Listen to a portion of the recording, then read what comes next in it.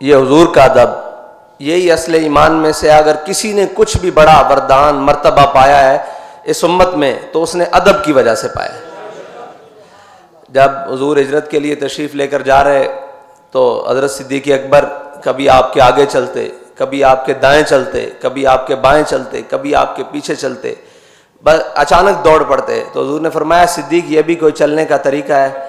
تو کہا حضور جب میرے دل میں خیال آتا ہے نا کوئی آپ پہ آگے سے حملہ نہ کر دے تو میں آگے کی طرف دوڑ پڑتا ہوں، جب خیال آتا ہے کوئی دائیں سے حملہ نہ کر دے تو میں دائیں کی طرف دوڑ پڑتا ہوں، اور جب خیال آتا ہے کوئی بائیں سے حملہ نہ کر دے تو میں بائیں کی طرف دوڑ پڑتا ہوں، اور جب خیال آتا ہے کوئی پیچھے سے حملہ نہ کر دے تو میں پیچھے کی طرف دوڑ پڑتا ہوں۔ یہی ہر امتی کے لیے فرض ہے کہ جب بھی وہ حضور کی عزت اور ناموس کے لیے جہاں سے اس کو شک ہو کہ یہاں سے میرے نبی کی عزت پر حملہ ہو سکتا ہے وہ اس جانب اپنی جان مال سب کچھ لے کر چل پڑے۔ یہی امتی کے اوپر فرض ہے، کیونکہ یہ حضرت صدیق اکبر کی سنت ہے کہ جہاں سے بھی خطرہ ہو، حملہ نہ ہو جائے، صرف خطرہ ہو کہ یہاں سے میرے آقا و مولا صلی اللہ علیہ وسلم کی ناموس پر حملہ ہو سکتا ہے، اس کا اندیشہ ہو، اس جانب دوڑ پڑنا، یہ حضرت صدیق اکبر کی سنت ہے۔ اور وارفتگی سے دوڑ پڑنا، دیوانہ پن سے دوڑ پڑنا، یہ حضرت جناب صدیق اکبر کی سنت ہے۔ حضرت امام محمد سے کسی نے پوچھا کہ جناب آپ اتنے بڑے عالم کیسے بنے؟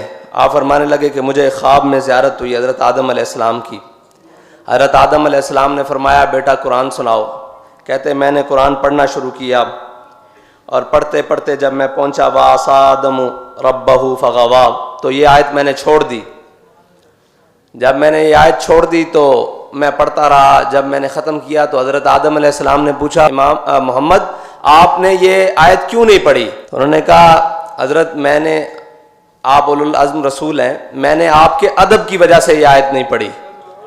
تو حضرت آدم علیہ السلام نے فرماتے ہیں امام محمد کے مجھے سینے سے لگایا اور تمام علوم عطا کر دیے، یہ ادب کی وجہ تھی۔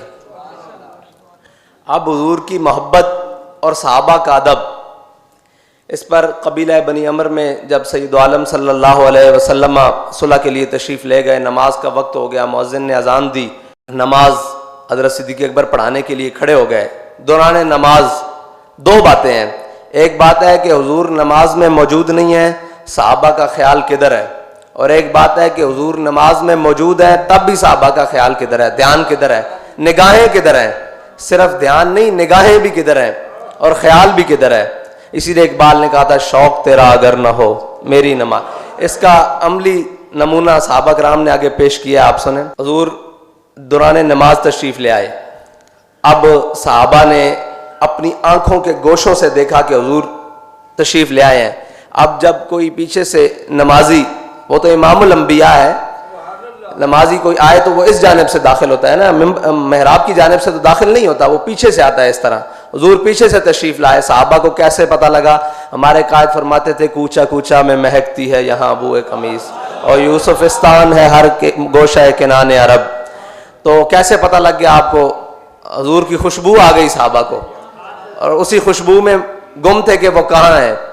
حضور نماز میں پہنچ گئے، اب صحابہ نے بعض ایسے ایسے اور بعض ایسے ایسے دونوں طرح تصویر شروع کر دی، تو اب حضرت صدیق اکبر نے اپنی آنکھوں کے گوشوں سے پیچھے دیکھا، جب دیکھا تو جناب رسول اللہ تشریف فرما ہو گئے، تو آپ اپنے مصلی سے نا پیچھے ہٹنے لگے۔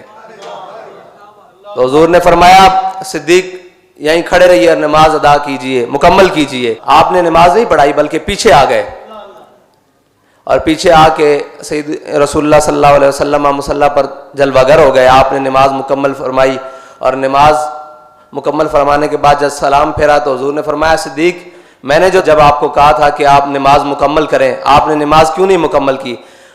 عرض کی یا رسول اللہ ابو قحافہ کی بیٹے کی کیا جرت ہے کہ وہ آپ کے مصلی پر کھڑا ہو۔ اللہ، یہ ہے وہ مقام جہاں حضور پیچھے سے تشریف لائے ہیں۔ حضرت انس بن ابی مرصد الغنمی سرایا میں جاتے ہوئے حضور نے صحابہ سے کہا کہ وہ سامنے چوٹی پر ہمارے لیے پہرا اس رات کون دے گا تاکہ اس جانب سے ہمارے اوپر دشمن حملہ نہ کرے؟ تو حضرت انس بن ابی مرصد الغنمی کھڑے ہوئے، فرمایا حضور میں پہرا دوں گا۔ رات گزری، صبح فجر کے ٹائم حضور نے پوچھا کہ وہ ہمارا شاہ سوار نہیں آیا؟ انہوں نے کہا حضور ابھی تک تو کوئی نہیں آیا۔ اب نماز کھڑی ہو گئی، اب نماز میں آپ کو پتہ ہے کہ جو نماز ادا کر رہا ہو اس کی نظر قیام کے دوران کہاں ہونی چاہیے؟ سجدے کی جگہ پہ نا. لیکن آئے صحابہ کی نظریں کہاں ہیں؟ دیکھیے صحابہ کہتے ہیں حضور نماز کے دوران سامنے جھاڑیوں میں دیکھ رہے ہیں. حضور تو جھاڑیوں میں دیکھ رہے ہیں، صحابہ کہاں دیکھ رہے ہیں؟ وہ حضور کی آنکھوں کی طرف دیکھ رہے ہیں. حضور پیچھے سے آئے، ان کا دھیان حضور کی طرف. حضور سامنے کھڑے ہیں، حضور سامنے دیکھ رہے ہیں، ان کا دھیان پھر حضور کی طرف. شوق تیرا اگر نہ ہو میری نماز کا امام، میرا قیام بھی حجاب، میرا سجود بھی حجاب. اسی لیے اقبال نے کہا مغز قرآن روح ایمان جانے دی. قرآن میں بار بار ہے واقیم الصلاۃ واقیم الصلاۃ. تو یہ ہے مغز قرآن کہ حضور کی محبت میں حضور کی جانب دیکھا جا رہا ہے، اور حضور اپنے غلام کی جانب دیکھ رہے ہیں جو حضور کی ناموس کی حفاظت کے لیے ساری رات پہرا دینے کے لیے گیا ہے. اللہ اکبر. یہ ہے حضور کی ناموس پر، حضور کے دین پر کام کرنے کا ایک چھوٹا سا صلہ کہ نماز میں حضور اپنے غلام کی جانب دیکھ رہے ہیں. نماز ختم ہوئی، سامنے جھاڑیوں میں سے ایک شاہ سوار نمودار ہوئے. حضور نے فرمایا وہ ہمارا شاہ سوار آ گیا.